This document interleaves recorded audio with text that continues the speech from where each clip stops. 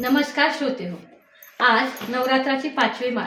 या दिवशी देवीच्या स्कंद माता या रूपाची आराधना करतात। स्कंद माता ही कार्तिकेयची माता आहे। बाल कार्तिकेय सहित सिंहावर आरूढ असे तिचे रूप आहे। हे शौर्य आणि करुणेचे द्योतक तर देवी करुणेची मूर्ती आहे।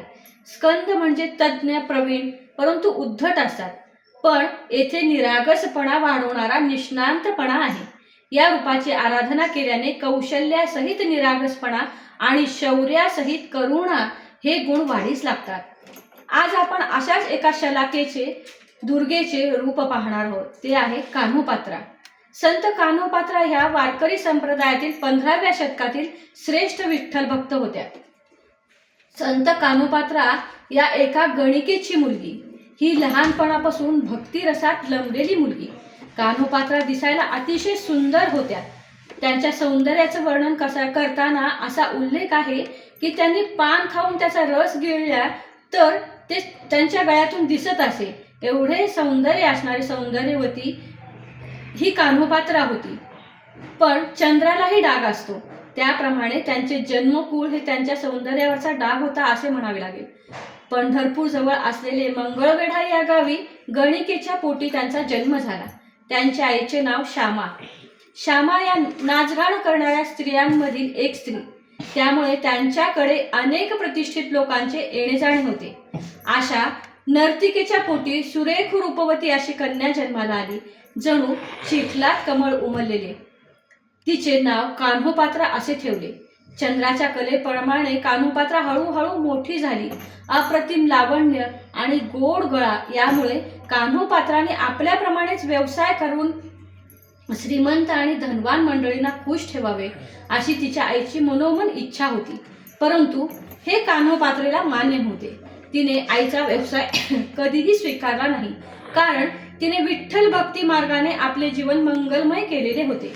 कान्होपात्रा लहानपणापासून विठ्ठलाच्या भक्तीत रमली होती।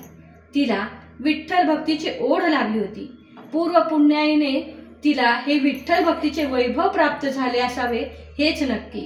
कान्होपात्रा गावातील वारकऱ्यांबरोबर पंढरपूरला जात असे, त्यामुळे आईचा व्यवसाय पुढे चालावा असे तिला कधीही वाटले नाही। वारीत गेल्यानंतर तिला प्रत्यक्ष ज्ञानेश्वर माऊलींची भेट झाली, सहवास लाभला। या सहवासामुळे सत्संगामुळे ती पूर्ण बदलली आणि तिच्या आयुष्यात आमूलाग्र बदल झालेला दिसतो। सतत हरिनामात दंग राहणे, कीर्तन करणे या तिच्या अत्यंत आवडीच्या गोष्टी झाल्या। कान्होपात्राच्या अभंग रचनेतही ही विनवणी आपल्याला पाहायला मिळते। करुनिया गंगा स्नान, घ्यावे ब्रह्मगिरीचे दर्शन, कान्होपात्रा म्हणे पंढरी रावा, विठ्ठला चरणी मागे ठाव। असा विठ्ठल चरणाचा ठाव मनात घेतच तिने नाम उच्चारण तिचे चालू असायचे। एकदा बिदरच्या बादशहापर्यंत कान्होपात्राच्या सौंदर्याची ख्याती पसरली। त्याच्यापर्यंत ती बातमी पोहोचली म्हणून त्याने तिला पकडून आणण्याकरता सरदार पाठविले। सरदार मंगळवेढ्यास पाठवण्यात आले। स्वतःच्या शिलाचे रक्षण करण्याकरता कान्होपात्रा वेश बदलून वारीत सहभागी झाली आणि पंढरपूरला पोहोचली। विठ्ठलाच्या चरणी डोके ठेवून आपले रक्षण करण्याची तिने आर्त विनवणी विठ्ठलाला केली। पोट भरण्यासाठी भीक मिळालीच नाही तर मी भगवंताचे नाम घेऊन पडून राहीन, पण आपलं स्वत्वधर्म समाजातील वाईट लोकांच्या हाती पडू देणार नाही। मनातील पवित्र भावनांना दाबून टाकून मी वासनांच्या चिखलात पडणार नाही असाच तिचा निश्चय होता। तेव्हा तिने असे म्हणलेले आहे, नको देवराया अंत आता पाहू, प्राण हा सर्वथा जाऊ पाहे। बादशहाच्या सरदाराने तिचा पंढरपूर पर्यंत पाठलाग केला। मंदिरातील पुजारी व्यवस्थापकांना कान्होपात्राला ताब्यात देण्यासाठी धमकावले, दर्डावले, अन्यथा मंदिर उद्ध्वस्त करण्याची धमकी दिली। विठ्ठलाला सर्वस्व मानलेल्या कान्होपात्रेला हे सहन झाले नाही। विठ्ठलाचे मंदिर उद्ध्वस्त होणे ही कल्पनाच तिला सहन झाली नाही। तिने सरदारांसोबत जाण्याची तयारी दाखवली। फक्त तिने एक विनंती केली, विठ्ठलाच्या चरणावर डोके ठेवण्याची परवानगी मिळावी। ती विठ्ठलाच्या गाभाऱ्यात गेली आणि विठ्ठलाच्या पायाला घट्ट मिठी मारली आणि त्या क्षणी विठ्ठल रूप होऊन देहत्याग केला।